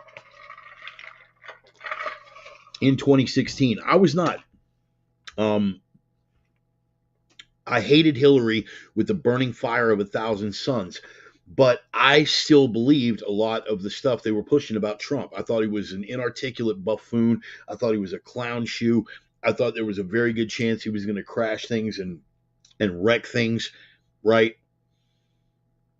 But most of all, I believed that not only would he not win that even if he did win, and Jake, back me up on this. Jake, back me up on this, because what did I say to you, Jake? I said, I don't doubt that he might win, but even if he wins, they will not let him into the White House. That is what I said. And I was wrong. I was wrong. God doesn't judge America soon. He's going to owe Sodom and Gomorrah an apology. Guys, that is the Reverend Bart quote of the week right there from Brother Jake. If God doesn't judge America soon, he's going to owe Sodom and Gomorrah an apology. Wow. Dude, what do you say to that? Yeah. In any case, I did not think they would let him in the Oval Office. And I was wrong. It took him by surprise. He won. And they didn't know what to do with that. They didn't have the mechanisms in place to keep him out of the Oval Office. So instead, they switched to lawfare. They switched to media warfare. They did all the things that we watched them do for 4 years during his administration. And he achieved tremendous success and became the most consequential president since Reagan in spite of that. And over those 4 years, he won me over. I was very, very optimistic. That's why I voted. I sat out the election in 2016 because I was just like, forget it. What's the point? 2020, I was enthused. I had finally seen the will of the people get put to work.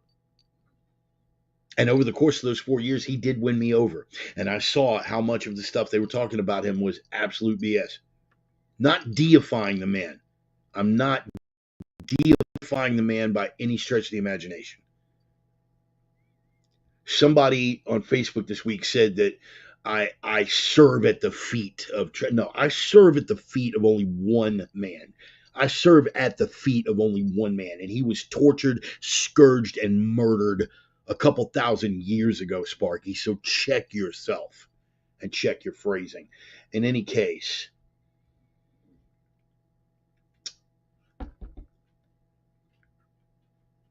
they have the mechanisms in place now.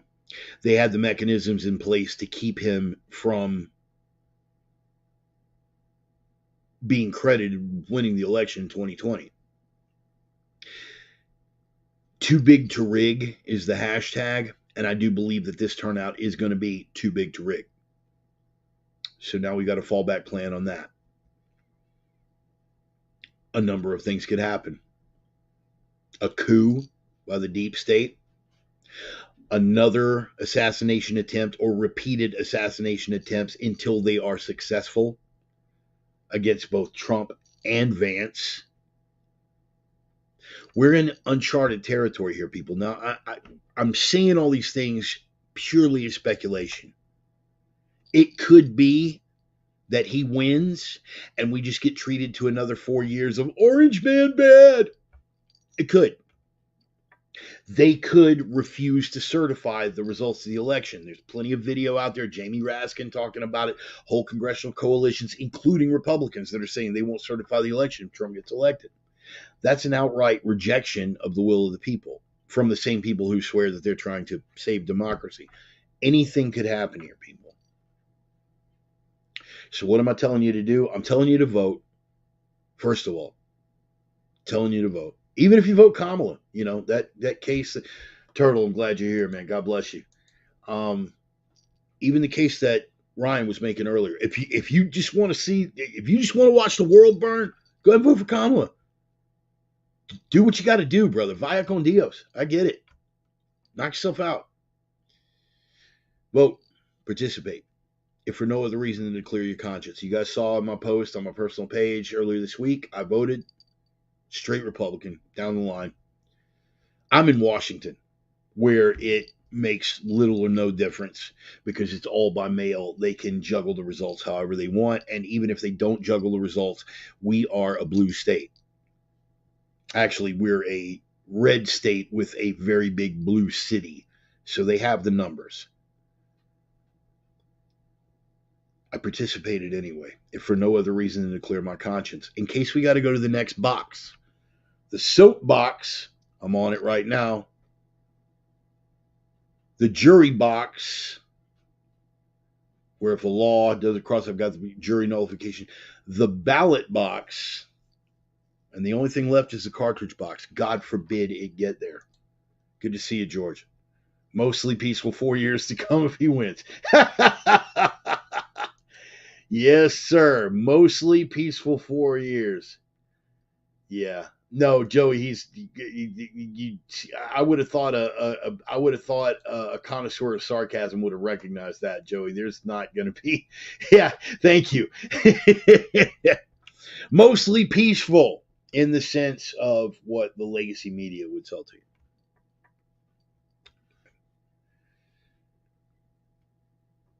They will always minimize it when they're erring on the side of caution for the regime. But I'm not here to talk all of that. Right? Right. Anything could happen here, Ryan. You're right. JD not going in behind. Yeah, I mean, that's it. Anything could happen here. We're in uncharted territory, and the sad fact of the matter is, most of including a lot of people here, sadly, not trying to front anybody out. I'm not going to call anybody by name. When was the last time a lot of you sat down and read through the Constitution? How many of you truly understand checks and balances? How many of you know the Constitution well enough to know how often you get lied to by that Maddow guy and that Stelter chick when it comes to matters of constitutional law? Just like the Bible, folks, if you're going to speak as an authority, it helps to have read the book. But leaving all the speculation aside and everything that could happen, what I want for y'all is to take the next couple of weeks. You got a little over a week now. Election's coming up, not this coming Tuesday, but the following. You got a little over a week. Top off everything. The food in your pantry,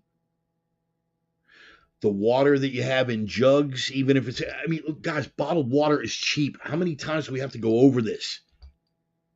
10 cases of bottled water. Stick them to the side. You'll find a use for them, even if nothing happens.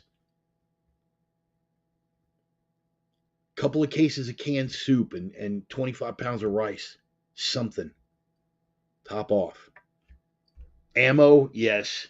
Yes, George, definitely ammo. Definitely ammo. Get your cash out before the bank run starts. Yes. This was the conversation I was hoping to end on and hoping to provoke. Cash will be king for the first couple of weeks. You're right. Get cash out of the bank before the bank runs start. Here's the great thing, guys. If nothing happens, you just put the cash back in the bank. Ammo is going to be a little bit hard to come by already. Mike, let's hear about some of y'all's experiences with this. Let's hear what y'all have to say about squaring your house up and being ready. Voted Tomball Monday. The line was so long, I went all the way down the side of the building. I've never seen it that long, even on the actual voting day in 2020. Good. Roman, 100 pounds of rice, 20 pounds of beans. Been learning beans the last few weeks, adding them to everything. Right on, man. Something is better than nothing, 10 times out of 10. Understand that you should be ready, worst case scenario, that you may have to fend for yourself with no semblance of authority, no one coming to save your ass, nothing, for up to 2 months. Worst case scenario, it could go longer. Already, manufacturers have announced price increases for ammo after the first of the year. Yeah, because they're assuming Kamala is going to win. Cherokee County in Texas was lit for early voting. Glad. Always better to have and not need than to need and not have. Absolutely. These are things we're thinking about, people. I have the luxury. I've been at this for a long time.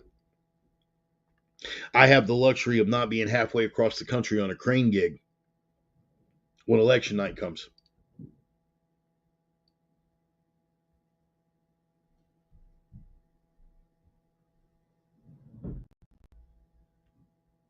I don't wish for anything bad to happen. What I hope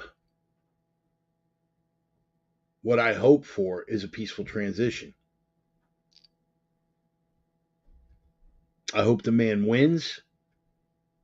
I hope there is a peaceful transition of power, and I hope they spend the next 4 years doing exactly the same thing they did during the first four, calling him everything but a child of God, pissing on everything that he tries to pass, showing themselves for who they really are, because at the end of the day, we win.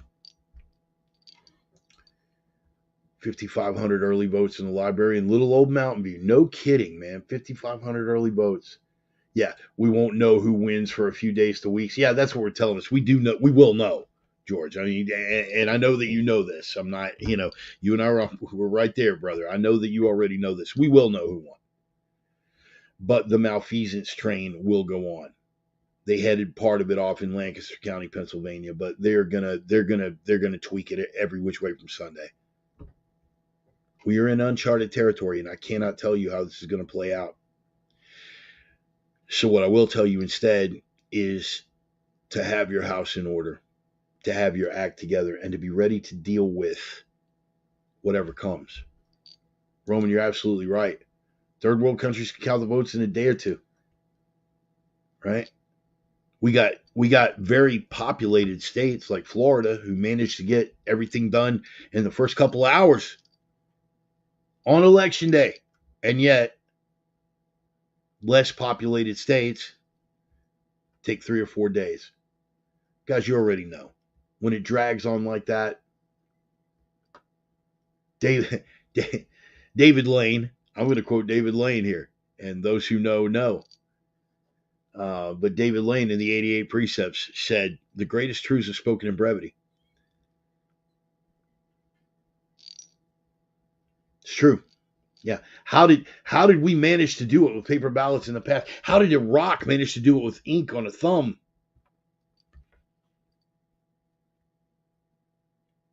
We all know.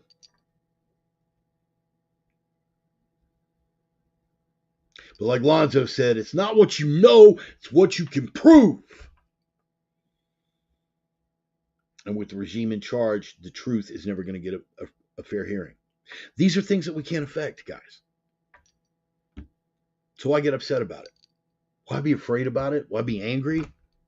Why let it hold any weight in any major part of your consciousness? Fix the things you can. Beans, bullets, and band-aids. That's something you can fix. Having your house ready, that's a thing you can fix. And getting your heart right with the boss man and the carpenter kid, that's something you can fix.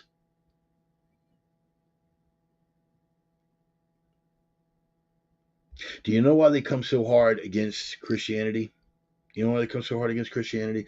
Because in authoritarian regimes, particularly communist regimes, the state has to be your God. Anything that provides a source of strength of spirit outside the state has to be extinguished, has to be eliminated, because it is a threat to the over and all consuming power of the state.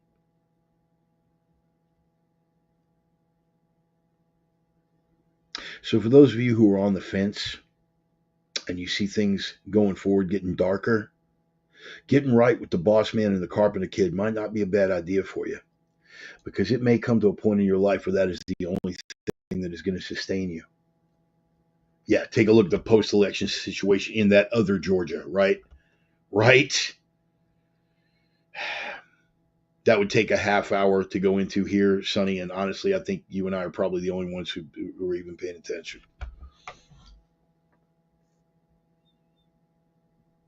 Take your cues from what's going on in other parts of the world. And if you think it can't happen here, let me remind you that it already is. Get your house in order, get your heart right with God, and be ready for the fight.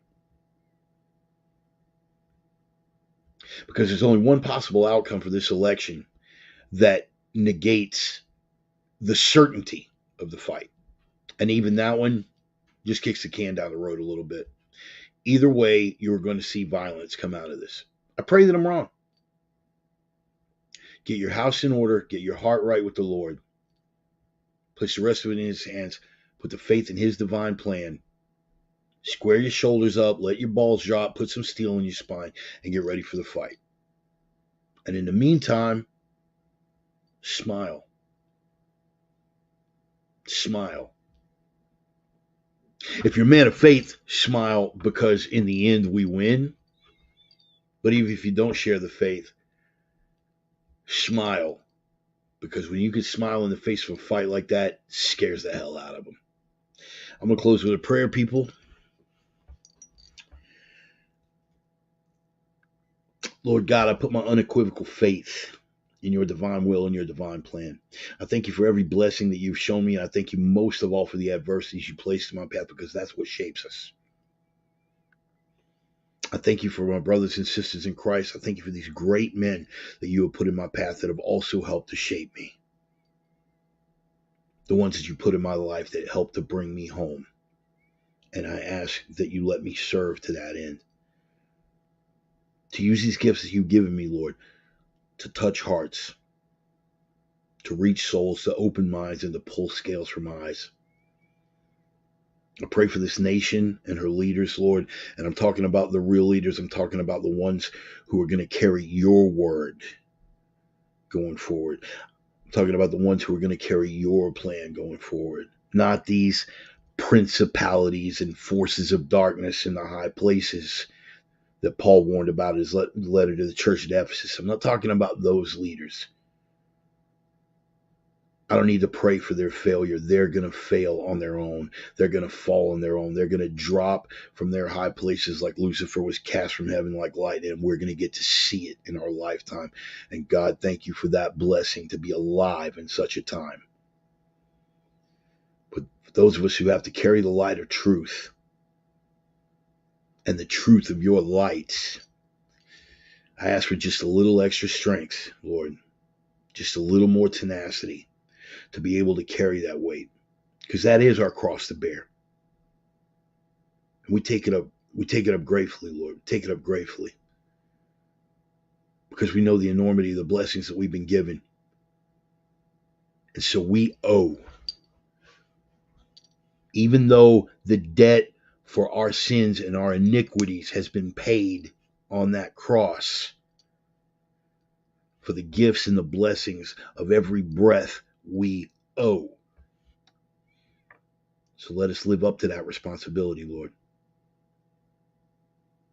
Let us bear our crosses smiling and without complaint.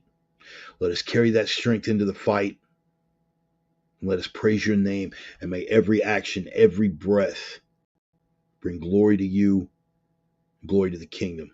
Omni ad regnum, Lord, all things for the kingdom. I pray in the name of the risen Christ, whose blood bought my redemption and whom I ever serve. Amen. Appreciate you guys being here, man. Thank you. It's it's funny, Ryan. I wasn't even thinking about that. Yeah, it's smile, please. Yes, a great man once said that. And that's why it weighed so heavy in my consciousness. When you smile in the face of that, scares the hell out of man. Ajahn Pong, man, legend in Houston. Muay Thai, one of my first Muay Thai instructors, and just an amazing man. But his thing, he would be holding pads in the middle of the fight, pad drills, whatever, kick, punch, fight, elbow, knee, smile, please. Always smile, man. Smile in the face of the fight, bro. Smile in the face of the fight. Because that's our purpose. Or wouldn't you be happy at that? When we're in the fight, we are living up to our purpose. That is why we're here. Book of Esther, man. God put us here for such a time as this. And if we don't show up, guess what? Somebody else will. When he brought me home, that was one of the things that he said to me, man, I can do this without you. There is nothing special about you besides the gifts that I've given you. I can do this without you. But I want you to put this gift to work for the kingdom. We are here for such a time as this. So why wouldn't we smile? Why wouldn't we be happy? Why wouldn't we be rejoicing at every breath to be alive? Such a time as this, man. I don't know about the rest of you, but I look forward to it. We're going to throw on some clutch for the outro music. I'm going to pass that collection plate around, guys. If you got a little something to throw, it would help. I'm on Cash App, I'm on PayPal, I'm on Venmo, and I'm all that good stuff. But I do understand, people, we are still reluctantly in a Biden-Harris economy, at least for another 10 days or so. and then we got to deal with how we squeeze it through until the inauguration. That's not the point. I understand some of you guys are hard up, and some of you guys maybe just don't like me that much. That's totally okay too. I get it, man. I get it. If you want to kick down, you can. I always appreciate it, but if not, totally cool. Here's what you can do. Here's something else you can do for the program. You can share the program. You can share the link, share the replay, talk to your friends about it. Hey, man, there's this fat, toothless guy, crippled crane operator, fat ass that gets on a rants and raves for a couple hours every Sunday. Check him out, man. He's a like-minded, he's a kindred spirit. Maybe you dig it. But here's what you can do, not just for me, but for yourselves. And Stone, you already know where I'm going with this, brother. Stone, you know where I'm going. What am I talking about? Talking about Live the 3, baby. Hashtag Live the 3. Live the 3. What the hell is he talking about, man? Is he on another tear-ass rant? Yeah. Live the 3, baby. Live the 3. The 3 prime directives, guys. You guys already know the prime directives. You've been around for a minute. If not, ask somebody and share it with somebody. You got to be that signal that breaks through the noise. The signal-to-noise ratio is all jacked up right now. We're constantly buried in the noise to where we forgot that there even was signal. It's all about the distractions and not the truth. You've got to be that signal that punches through the noise. You got to be that light in the darkness, man. They will try to bury you with the darkness, emasculate, demoralize, dehumanize you with the darkness. You have got to not only be the light that punches through the darkness, but you've got to be the force to carry that light through the darkness, because a lot of the people who are drowning in that darkness are counting on you to bring them the light, which brings you to a third and final rule, the iron rule, the prime directive. You have got to be strength in a world of weakness. And I'm not just talking about strength here. It's important. But here and here, sometimes even here, boys and girls. Why? Because without strength, none of the rest of it matters. None of it matters. Without strength, you won't be able to punch that signal through the noise. Without strength, you won't be able to carry that light through the darkness, punch that light through to the other side. Without strength, none of the rest of it matters. So strength above all. Pray for strength, clarity, and discernment always. Boss man's got the plan. Carpenter's got your back. Take care of yourselves. Take care of each other. God bless each and every one of you. I love y'all, man. I love y'all. God bless. Take care. We'll see you next Sunday. We win, y'all. I read the book. Spoiler alert. Take care. Peace.